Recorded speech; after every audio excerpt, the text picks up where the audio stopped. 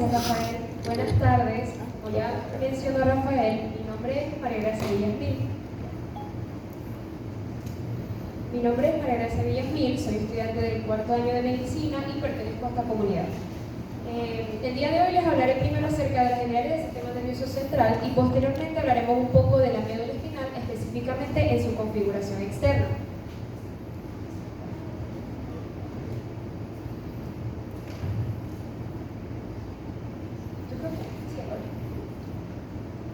Entonces, para iniciar les voy a pedir que imaginemos que estamos contemplando un paisaje, que estamos relajados, que estamos percibiendo cómo el aire nos está llegando a nuestro rostro, cómo vemos el atardecer, estamos viendo también que las olas del mar están chocando con las piedras, estamos tranquilos, en paz y tranquilidad, nada nos está perturbando. Pero de repente llega un oso que nos quiere comer e interrumpe toda esta calma y tranquilidad. ¿Y qué pasa? Que nosotros entramos en alerta, nos asustamos e inmediatamente buscamos correr, inmediatamente buscamos ponernos a salvo. Nosotros nos ponemos pálidos, empezamos a sudar, se nos olvida cómo respirar e incluso se nos acelera el corazón. Entonces, inmediatamente nosotros, ¿qué hacemos? Corremos, huimos, buscamos ponernos a salvo. Entonces, ¿qué ocurrió en toda esta serie de eventos? Ocurrió una integración gracias a nuestro sistema nervioso, en donde al principio recibíamos estímulos que eran captados por estructuras del sistema nervioso, como los órganos de los sentidos. Teníamos estímulos visuales, auditivos, estábamos tranquilos, pero de repente llegó otra serie de estímulos, que era el oso que nos quería comer. Y nosotros, en respuesta a todos estos estímulos, emitimos una respuesta que fue motora, que nos permitió ponernos a salvo, y una respuesta que también fue a nivel autonómico, porque nuestros órganos todos entraron en control para poder regular y poder ayudarnos a nosotros a escapar. Porque todo esto de que se nos acelera el corazón, todo esto de que nos ponemos pálidos, fue precisamente para asegurar nuestra supervivencia, para asegurar que nuestros tejidos recibieran sangre, para asegurar que pudiéramos respirar completamente y así. O sea, ocurrió todo esto gracias a nuestro sistema nervioso. Ahora bien, muy por encima, ¿qué nos permite hacer nuestro sistema nervioso? Es un sistema, como su nombre lo indica, que comprende una serie de estructuras que están relacionadas entre sí, las cuales se van a encargar de la recepción, la conducción y el procesamiento de estímulos que provienen del medio externo e interno y que posteriormente van a permitir su transmisión hacia órganos efectores, que pueden ser glándulas y que pueden ser músculos. ¿Qué pasa? Que este sistema nervioso está conformado por un tejido especializado, que es el tejido nervioso. Y el tejido nervioso, a su vez, comprende dos líneas celulares de las cuales hablaremos más adelante, que son las neuronas y las células de la glía o neuroglia. Pero, en cuanto a nuestro sistema nervioso, ¿qué nos permite hacer? Algunas de sus funciones. Nos permite movernos, claramente, bailar, correr, saltar. Nos permite recibir estímulos de sabor para poder saborear, estímulos auditivos para poder escuchar, estímulos visuales para poder ver y estímulos olfatorios para poder oler. También nos permite percibir nuestros alrededores, estar en contacto con nuestro medio externo, nos permite llevar a cabo el funcionamiento de órganos vitales de forma adecuada, como en el caso del corazón, de los riñones. También nos permite sentir emociones y nos permite pensar. Y un sinfín de funciones más que tiene nuestro sistema nervioso, que siempre está actuando para que nosotros podamos relacionarnos con el medio que nos rodea. Ahora bien, hablando acerca de estas protagonistas que ya hemos visto tal vez muchas veces a lo largo de la carrera, que son las neuronas. Las neuronas son la unidad estructural y funcional de este tejido nervioso especializado. Ellas vamos a encontrar que tienen dos importantes funciones, que se resumen en la excitabilidad y la conductibilidad. La excitabilidad, que es la capacidad que tienen ellas para recibir estímulos, y la conductibilidad, que es la capacidad que tienen para conducirlos como impulsos nerviosos. Entonces, tenemos que las neuronas reciben estos estímulos y van a transmitirlos. Los transmiten hacia otras neuronas y van a formar una especie de circuitos, en donde posteriormente se va a enviar todo este impulso hacia tejidos efectores, que pueden ser músculos, que pueden ser glándulas. Ahora bien, ¿cómo está conformada esta neurona? Ya nosotros estamos familiarizados con esta imagen. Entonces, para hablar de la neurona tenemos que conocer primeramente su cuerpo. Tenemos el cuerpo o soma neuronal, que como vemos aquí en color rojo, constituye esta región de la neurona donde se encuentra su maquinaria metabólica. Allí tenemos sus organelos, mitocondrias, retículo endoplasmático, ribosoma y así. Y tenemos esta estructura, como vemos acá, que sobresale, que sería su núcleo. En su núcleo se encuentra la maquinaria genética. Ahora bien, del cuerpo de la neurona van a sobresalir una serie de prolongaciones que reciben el nombre de neuritas. Y tenemos dos tipos de neuritas. Tenemos las dendritas y también el axón. Pero hablando acerca de las dendritas, primeramente vemos que son una serie de prolongaciones que salen de este cuerpo neuronal y que ellas van a recibir estos impulsos nerviosos provenientes de otras neuronas. Ellas van a permitir la recepción y junto con el soma o cuerpo neuronal van a constituir el polo receptor de la neurona. También tenemos esta porción que es el cono axónico, que ahí se van a integrar todo este impulso nervioso que viene de las dendritas, que viene del cuerpo de la neurona. Allí se integra y a partir de allí nace el axón, nace esta prolongación. Entonces, tenemos al axón. El axón, que es la prolongación de la neurona, que va a permitir transmitir este impulso nervioso hasta llegar hacia el órgano efector o hacia la siguiente neurona. Entonces, el axón puede estar recubierto por mielina. La mielina es una sustancia lipoproteica que va a actuar como un aislante. Un aislante en donde, a donde se encuentra la mielina, por ahí no va a pasar el impulso nervioso. Pero la mielina va a estar dispuesta de tal manera que van a quedar una especie de espacio que recibe el nombre de nódulos de Rampier. Y la mielina va a estar secretada por diferentes células de acuerdo al sistema en el que nos encontremos. Como esta es una neurona del sistema nervioso periférico, tenemos que estar producida por las células de Schwann. Ahí encontramos a las células de Schwann. En el sistema nervioso central está otro tipo de células que son los oligodendrocitos, que más adelante hablaremos de ellas. Ahora bien, además de eso tenemos que el axón se ramifica terminalmente conformando al teledendrón. Y finalmente da origen a los botones terminales, que son finalmente donde se va a llegar el impulso nervioso para transmitirse a la siguiente neurona o hacia el órgano efector. Ahora bien, hablando acerca de las neuronas y cómo estas se clasifican, tenemos neuronas unipolares, en donde vamos a encontrar una única neurita o ramificación que sería esta. Va a tener entonces un único polo. Tenemos las siguientes neuronas, las pseudo-unipolares, se llaman así porque pareciera que tuviera una única prolongación, pero tenemos un axón que es súper corto y que de una vez cuando él sale se va a ramificar en dos neuritas. Una corresponde a sus dendritas y la otra corresponde a su axón. Estas son características de los ganglios de la raíz dorsal de la médula espinal, entonces están relacionadas con función sensitiva. Tenemos entonces neuronas bipolares, tienen dos prolongaciones, una corresponde a su axón y otra corresponde a sus dendritas. Y la diferencia es que aquí salen directamente de su cuerpo, en cambio aquí, fíjense, sale primero el axón y después se ramifica. Y estas son características de lo que sería la retina y también a nivel de la cóclea y de los ganglios vestibulares. También tenemos las neuronas multipolares, que como podemos ver tienen muchas ramificaciones, muchas dendritas aquí y tiene su axón. Y estas neuronas multipolares van a ser características de, como por ejemplo, las neuronas motoras, las motoneuronas. Ahora bien, ya hablamos de las neuronas, ahora vamos a hablar de las siguientes protagonistas, las células de la glía o neuroglia. Unas células que, si bien es cierto, ellas ocupan los espacios entre las neuronas, ellas tienen una importante función, porque a pesar de que las neuronas son las protagonistas, ellas son las que aseguran que la neurona esté bien. Ellas son las que aseguran que la neurona esté protegida, que tenga soporte, que tenga sostén. Ellas aseguran el microambiente entre las neuronas para que todo se dé de forma adecuada. Y además, ellas van a variar entre sistemas, porque tenemos una disposición en el sistema nervioso central y una disposición en el sistema nervioso periférico. En el sistema nervioso central tenemos la microglia, los astrocitos, las células epidimarias y los oligodendrocitos, mientras que en el sistema nervioso periférico tenemos a los anficitos, o también llamadas células satélites, y también a las células de Schwann. Entonces, hablando primero, y aquí como les estaba mencionando, los oligodendrocitos y las células de Schwann son los productores de la mielina, pero lo hacen en diferentes sistemas. Oligodendrocitos a nivel central y las células de Schwann a nivel periférico. Ahora bien, hablando de cada una de ellas, tenemos primeramente a la microglia. Las microglias son una especie de fagocitos o de células inmunitarias que se encuentran a nivel del sistema nervioso central.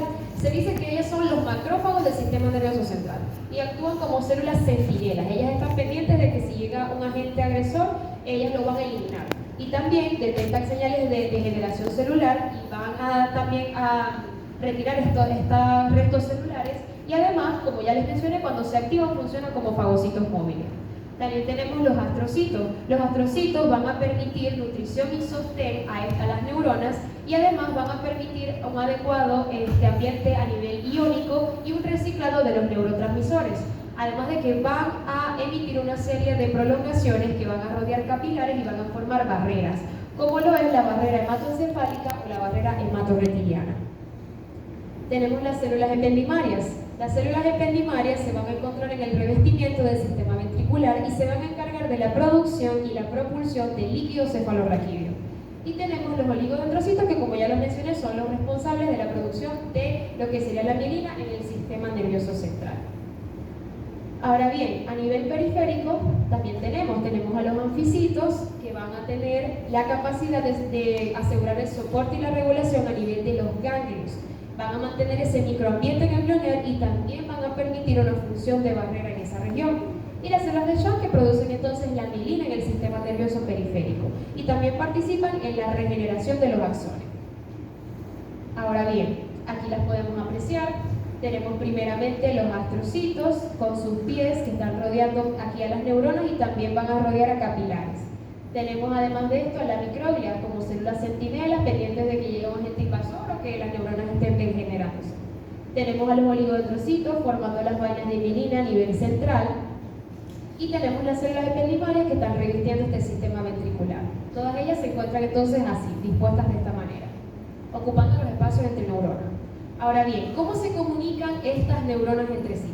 Se da a través de la sinapsis, que son estos puntos de contacto funcional que se establecen entre dos neuronas. Entonces, vamos a tener una neurona que va a emitir este impulso nervioso, que sería la neurona presináptica. Y tenemos una neurona que lo va a recibir, que sería la neurona postsináptica. Entre ambas neuronas se establece un espacio que sería la hendidura sináptica. ¿Y qué pasa? Aquí tenemos como ejemplo una sinapsis química, que ya veremos que no solamente está esa. Esta sinapsis química se establece a partir de neurotransmisores, en donde la neurona presináptica va a tener esta especie de vesículas en donde está albergado estos neurotransmisores. Y por una serie de cambios a nivel iónico, se va a dar el movimiento de estas vesículas hasta lo que sería la membrana presináptica. Entonces se fusiona esta membrana con la de la membrana presináptica y se libera hacia la hendidura sináptica. Y estos neurotransmisores van a ser captados por canales en la neurona postsináptica. Eso en resumen es lo que ocurre en una sinapsis química. Y las alteraciones que se dan aquí de que no haya capacidad para liberar el neurotransmisor, no se pueda producir neurotransmisor o no se pueda recibir a este nivel, es el origen de las patologías que se dan al sistema nervioso. Ahora bien, no solamente existen estas sinapsis químicas, también tenemos sinapsis eléctricas.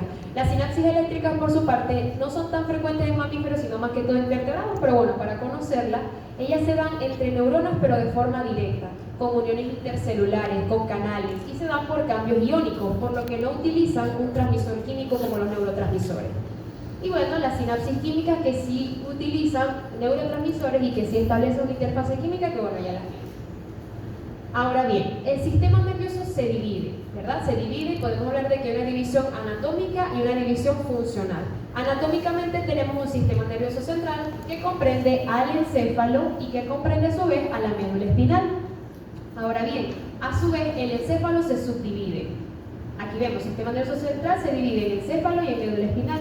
El encéfalo se subdivide en cerebro, tallo encefálico y cerebelo. Tallo encefálico, donde están todos estos núcleos o todos estos lugares donde se da el control y la regulación de los órganos del sistema gastrointestinal, sistema respiratorio y así. Cerebelo, donde se encarga de controlar nuestro tono muscular, el equilibrio de la postura y las habilidades y destreza.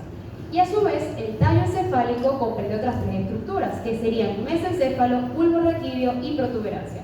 Esta sería entonces la división a su vez que tiene entonces el encéfalo dentro del sistema nervioso central. Entonces, sistema nervioso central, encéfalo y médula espinal. Pero también tenemos un sistema nervioso periférico, que comprende nervios craneales, ganglios raquídeos y nervios raquídeos. Los nervios craneales que se originan del tronco encefálico, que comprende a los pares craneales, y también tenemos nervios raquídeos que se originan a nivel de la médula espinal con sus ganglios respectivos, que ya los veremos también más adelante. Ahora bien, tenemos anatómica, entonces división central y el periférico. Pero la división funcional, vamos a tener que, tenemos primero un sistema nervioso autónomo, que es involuntario, nosotros no lo controlamos. Entonces, este comprende el sistema nervioso simpático y el parasimpático. Ambos sistemas se van a encontrar relacionándose constantemente entre sí para poder asegurar que haya una regulación adecuada de los órganos de nuestro cuerpo. Entonces tenemos sistema nervioso simpático y parasimpático para asegurar que tengamos una adecuada respuesta. Entonces, funcional autonómico, que es lo involuntario. Y también tenemos otra división, que es la somática, que es la voluntaria, lo que nosotros sí podemos controlar. Tenemos entonces que que este se subdivide en sensitivo o aferente y en motor o eferente. Sensitivo o aferente, que recibe los impulsos sensitivos, y motor eferente, que los ejecuta, o sea, que ejecuta la función motora, que ya lo veremos más adelante. Ok, ahora, para hablar acerca entonces del sistema nervioso central, tenemos que aquí se encuentran los principales centros de integración de toda esta información nerviosa. Ellos se encuentran protegidos por membranas, como lo son las meninges, se encuentran suspendidos en el líquido cefalorraquídeo y están albergados en estructuras óseas, como lo son el encéfalo a nivel del cráneo y la médula espinal a nivel de la columna vertebral. Tenemos una configuración característica de lo que es este sistema nervioso central, y es por la disposición de sus neuronas. Entonces, vamos a tener que, aquí vamos a encontrar una coloración grisácea y una coloración blanquecina, que va a corresponder a la sustancia gris y a la sustancia blanca respectivamente. Esta va a diferir en el encéfalo y en la médula espinal, se van a ubicar distintos. Entonces, a nivel de la sustancia gris vamos a encontrar que esta corresponde a los somas o a los cuerpos neuronales. Allí también tenemos dendritas, también tenemos sinapsis. Y esta vamos a encontrar los cuerpos neuronales que se van a establecer en este corte transversal de la médula espinal. Podemos ver cómo se establece a nivel central, con una forma característica de H. Entonces aquí están los cuerpos neuronales, básicamente, en pocas palabras. Pero los axones mielinizados se van a encontrar a nivel de la sustancia blanca, a nivel periférico. Entonces, médula espinal central tenemos sustancia gris y periféricamente tenemos a la sustancia blanca. Sin embargo, a nivel encefálico tenemos que hay una disposición diferente. Tenemos que los cuerpos neuronales o la sustancia gris se va a disponer en la periferia, conformando la corteza cerebral y la corteza del cerebelo. Entonces, tenemos a nivel periférico esta sustancia gris y a nivel central tenemos entonces la sustancia blanca. Entonces están como invertidas. Médula espinal, sustancia gris en el centro, periferia, sustancia blanca. Y encéfalo, sustancia blanca en el centro y gris en la periferia. Ahora bien, ya hablando acerca de la médula espinal, de su configuración externa, tenemos que saber que la médula espinal funciona como una especie de sistema de mensajería, un sistema que permite la llegada de estímulos, de información, y permite su paso o funciona como vehículo para este ser transportado a centros superiores. Además de esto, permite también que haya una especie de reflejos o arcos involuntarios que van a permitir asegurar también nuestra supervivencia. Entonces, tenemos que constantemente el encéfalo se va a relacionar con la periferia, necesita recibir información de lo que está pasando por fuera, constantemente. Y así como la información llega, también se devuelve en una respuesta ante los estímulos que recibimos. Y estos entonces llegan a él a través de la médula espinal, funciona como un vehículo o un sistema de mensajería. Ahora bien, la médula espinal en su estructura vamos a tener que ella tiene una estructura alargada, cilíndrica, se encuentra en el conducto vertebral y ella va a ocupar los 2/3 superiores de este conducto. Además tiene una longitud en el hombre de 45 centímetros, mientras que en la mujer aproximadamente 42 centímetros. ¿Qué tenemos también en su estructura? Bueno, encontramos que la médula se establece en una especie de engrosamientos que corresponden al origen o a la posición de las neuronas que van a pasar a conformar posteriormente los plexos cervical y plexo lumbosacro. Entonces, tenemos una intumescencia cervical, que aquí la podemos ver cómo se establece entre lo que sería la cuarta vértebra cervical y la primera torácica, y corresponde a las neuronas que se van a dirigir a conformar al plexo cervical.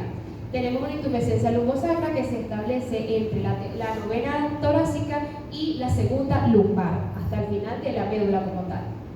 Ahora bien, vamos a encontrar que en su estructura también tenemos finalmente que ella termina en una especie de cono, que sería el cono medular. Y también presenta esta caudellina, que no es más que la prolongación de todas estas raíces nerviosas que se disponen de manera vertical una vez la médula finaliza.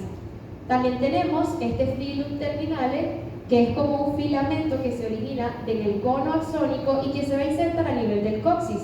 Y esta es una prolongación de la tía madre, que es una de las meninges que rodean al sistema nervioso central, en este caso a la médula. Ahora bien, En cuanto a sus límites, tenemos que la médula espinal se extiende desde el foramen magnum y la decusación piramidal, que tal vez todavía no sepan qué es eso, pero bueno, ya más adelante lo van a conocer. Pero es desde allí que se origina la médula espinal, foramen magnum y decusación piramidal. Su límite inferior corresponde a lo que sería la primera y la segunda vértebra lumbar y también está en relación con el filum terminal. Aquí tenemos una aplicación que es una aplicación clínica con respecto a la punción lumbar, ya que tenemos que conocer dónde termina la médula espinal para poder extraer el líquido cefalorraquídeo. Entonces, aquí lo que ocurre es que el paciente se dispone en decúbito lateral o también puede estar sentado, él se flexiona para poder aperturar estos espacios intervertebrales y se va a identificar el espacio entre la tercera y la cuarta vértebra lumbar o entre la cuarta y la quinta. Si llegara a afectar el L1 o L2, que es donde termina la médula espinal. Entonces, se asegura una asepsia, una correcta limpieza de la zona, posteriormente se introduce una aguja y se percibe también la pérdida de resistencia o una especie de pop al poder entonces atravesar a la dura madre, que es la meninge más externa. Y finalmente se obtiene el líquido cefalorraquídeo, como podemos ver en esta imagen. Aquí se está anestesiando la zona, se está asegurando entonces que esté totalmente limpio y entre L3 o L4 o L4 o L5 se va a hacer la punción. Se obtiene el líquido cefalorraquídeo. Y bueno.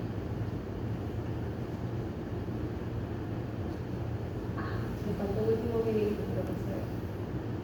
Bueno, lo que les iba a decir respecto al otro video es que este líquido cefalorraquídeo es claro, es un líquido transparente, es un líquido que recibe el nombre, se dice que es claro como agua de roca. Es sumamente brillante, es limpio y es transparente, y quería mostrárselo, pero bueno, no se reproduce. Bueno, en cuanto a la configuración externa de la médula espinal, vamos a tener que en este corte transversal podemos ver una serie de surcos y una serie de aberturas. Específicamente en esta cara anterior vamos a encontrar la fisura media anterior. En la cara posterior encontramos el surco medio posterior y también tenemos surcos laterales. Tenemos los surcos posterolaterales y los surcos anterolaterales. Estos surcos y esta fisura a su vez me van a permitir dividir la médula espinal en una serie de cordones. Un cordón anterior, cordones laterales y cordón posterior, que ya verán más adelante cómo están constituidos. Vamos a tener entonces que estos surcos van a corresponder al origen o al nacimiento de raíces nerviosas, de las cuales ya hablaré a continuación. Tenemos entonces que en esta fisura y estos surcos se van a encontrar en toda la longitud, en toda la extensión de la médula espinal. Aquí podemos apreciar a la fisura media anterior. Y como les mencionaba, a partir de estos surcos laterales vamos a encontrar lo que sería la salida de las raíces de la médula espinal. Tenemos raíces anteriores y raíces posteriores. Entonces, las raíces posteriores es muy importante que esto lo recuerden para toda su vida, porque esto lo preguntan, y es que las raíces posteriores de la médula espinal están relacionadas con información sensitiva. Ellas reciben información sensitiva de la periferia y la llevan hacia la médula o hacia centros superiores. ¿Y qué pasa? Las raíces posteriores, que son sensitivas, hay unas raíces anteriores que son motoras. Entonces, posteriores sensitivas, anteriores motoras. Ellas traen esa respuesta que se codificó a nivel central y la envían de regreso con una acción motora. Y además de esto también tenemos que las raíces, vamos a tener dos de cada lado. Tenemos dos posteriores y dos anteriores. Y también tenemos un ganglio espinal que se relaciona con la raíz dorsal, con la raíz posterior, por lo que está relacionado con función sensitiva. Ahora bien, tenemos que esta médula espinal va a emitir entonces todas estas raíces espinales y que van a ser una serie de 31 pares de nervios espinales. Entonces, tenemos que además de esto hay segmentos medulares, que serían segmentos cervicales, torácicos, lumbares, sacro y coccígeo. Estos segmentos, haciendo un zoom para que lo podamos apreciar mejor, aquí tenemos segmentos cervicales. Todos estos segmentos vamos a tener que las raíces espinales van a salir a través de los agujeros intervertebrales y van a estar relacionados con su vértebra. Tenemos 8 segmentos cervicales y ustedes se preguntarán ¿por qué hay 8 si son 7 vértebras cervicales? Bueno, es porque el primer nervio cervical emerge por encima de lo que sería el atlas y a partir de allí todos lo van a ir haciendo por encima de su vértebra correspondiente. C1 sobre atlas, C2 sobre C2 y así sucesivamente. Pero llega un momento que a nivel torácico los nervios van a empezar a emerger inferior a su vértebra correspondiente. Como podemos ver aquí, primer nervio torácico emerge debajo de su vértebra torácica. debido a la disposición de los 8 nervios cervicales. Entonces, tenemos 8 cervicales, tenemos 12 torácicos, tenemos 5 lumbares, 5 sacros y 1 coxígeo. Y todos estos nervios, a su vez, después, algunos de ellos van a pasar a conformar a los plexos que van a permitir la inervación de los miembros superiores y de los miembros inferiores, respectivamente. Ahora bien, hablando acerca de las meninges. Las meninges, como les mencioné, son estas membranas que recubren el sistema nervioso central. Las tenemos a nivel encefálico y a nivel también de la médula espinal, y son 3 meninges. Tenemos la más externa, que es la dura madre. Como su nombre lo indica, ella es dura, ella es fibrosa, es poco extensible. Y ella, vamos a tener que está separada de la columna vertebral por un espacio que es el espacio epidural, donde hay tejido adiposo, donde hay vaso sanguíneo. Y tenemos internamente a ella lo que sería también tenemos entre la dura madre y la aracnoides, que es la siguiente meninge, el espacio subdural. Tenemos entonces a la aracnoides, que es más interna. Ella es más fina, es más transparente, y entre ella y la siguiente meninge se establece otro espacio, que es el espacio subaracnoideo, donde va a circular el líquido cefalorraquídeo, en el espacio subaracnoideo. Ahora bien, tenemos la siguiente, que es la más interna, que sería la pía madre, que es la que está íntimamente adosada a la médula espinal y al encéfalo. Entonces, la pía madre, además de que está íntimamente adosada a esta estructura, también ella a su vez emite unos ligamentos, que son los ligamentos dentados, que aquí creo que se puede apreciar. Los ligamentos dentados que permiten sostén y soporte a la médula espinal. Y a partir de ella también se extiende el fibro terminal, que fue el que les mencioné anteriormente, que es una prolongación de ella. Ahora bien, para hablar acerca de la vascularización, tenemos entonces una serie de arterias que van a permitir entonces la irrigación de la médula. Tenemos una arteria espinal anterior, la cual se va a originar de una rama que proviene de las arterias vertebrales. Las arterias vertebrales que nacen de la subclavia, ascienden por los forámenes transversos de las vértebras cervicales e ingresa a nivel de la cavidad craneal. Entonces, allí se emite una rama que a su vez se van a unir y van a conformar a esta arteria espinal anterior, y esta va a discurrir por todo lo que sería la fisura media anterior. Va a encontrarse ahí adosada, como podemos ver aquí. La fisura media anterior íntimamente adosada a la arteria espinal anterior. Pero también tenemos arterias espinales posteriores. Estas pueden nacer bien sea de la misma arteria vertebral o nacen de lo que es las arterias cerebrosas posterior-inferiores. Esto puede variar. Entonces, tenemos estas arterias que se van a encontrar en la cara posterior. La cara anterior tenemos a la espinal anterior y la cara posterior las dos espinales posteriores. Y también tenemos arterias segmentarias, que son arterias que provienen de arterias cervicales profundas, arterias intercostales y lumbares, que van a aportar también irrigación a la médula espinal. Ellas van a ingresar a través del agujero intervertebral y se van a ramificar en ramas anteriores y posteriores que acompañan a las raíces nerviosas, y van a ingresar a la médula espinal, donde todas estas arterias van a formar circuitos porque se van a anastomosar en toda la superficie de la médula espinal. Tenemos la arteria espinal anterior, que va a irrigar los 2 tercios anteriores, y la espinal posterior, las espinales posteriores, que irrigan el tercio posterior. Ahora bien, toda esta sangre tiene que ser drenada, y es drenada a través de venas espinales anteriores y posteriores. Ahora no tenemos solamente una vena espinal anterior, tenemos 3. Tenemos 3 venas espinales anteriores y tenemos 3 venas espinales posteriores. Estas venas a su vez también van a dar origen a venas radiculares que van a acompañar, igual que sus homónimas, a lo que es las raíces espinales, las raíces nerviosas. Van a acompañar una rama anterior y una rama posterior. Todas ellas se van a anastomosar constantemente y van a drenar la sangre hacia plexos vertebrales internos, para llegar posteriormente a lo que sería venas cervicales, intercostales y lumbares. Y bueno, finalmente, para integrar todo lo que hemos hablado, vamos a hablar acerca del arco reflejo. El arco reflejo no es más que una vía que permite recibir una información sensitiva y posteriormente procesarla y después responder a ella a través de una respuesta motora. Pero ¿qué caracteriza a este arco reflejo? Es un arco reflejo que es involuntario. Nosotros no controlamos esto. ¿Por qué? Está conformado por una serie de componentes. Tenemos un componente sensitivo que llega a nivel de receptores que se encuentran en lo que sería la piel, nociceptores, receptores de lo que es dolor, temperatura, y como podemos ver aquí en el ejemplo, la persona se está quemando con una vela. Entonces, esta información viaja a través del siguiente componente, que sería la raíz nerviosa sensitiva, que ingresa, ¿dónde ingresa? En la médula espinal. Hasta posteriores, ¿verdad que sí? Bueno, entonces esta información sensitiva de que me estoy quemando, de que me duele, viaja por raíces posteriores, llega a la médula espinal y no, ella asciende, la información asciende a centros superiores, pero antes de que el cerebro sea plenamente consciente de que me estoy quemando, de una vez se establece una respuesta de que tengo que retirar el dedo. Entonces, ¿qué ocurre? Que se contrae mi músculo porque la información se llevó a cabo aquí en este centro que es la médula y se emite la respuesta motora que permite la contracción del músculo para que yo retire la mano.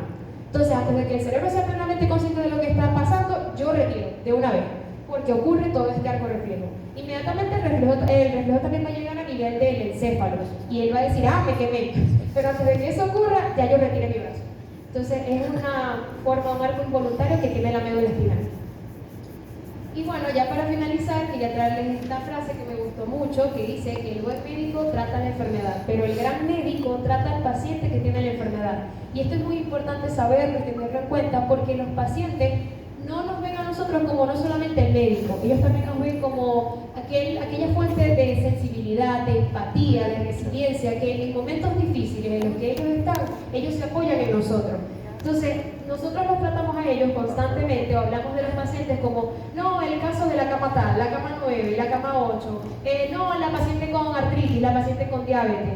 Y son personas que son sensibles, que ellos no escogieron pasar por lo que están pasando, no escogieron tener la enfermedad que tienen. Y es muy importante saber que el gran médico trata al paciente con la enfermedad y le brinda sensibilidad y también empatía en esos momentos difíciles que él está pasando. Entonces, bueno, muchas gracias.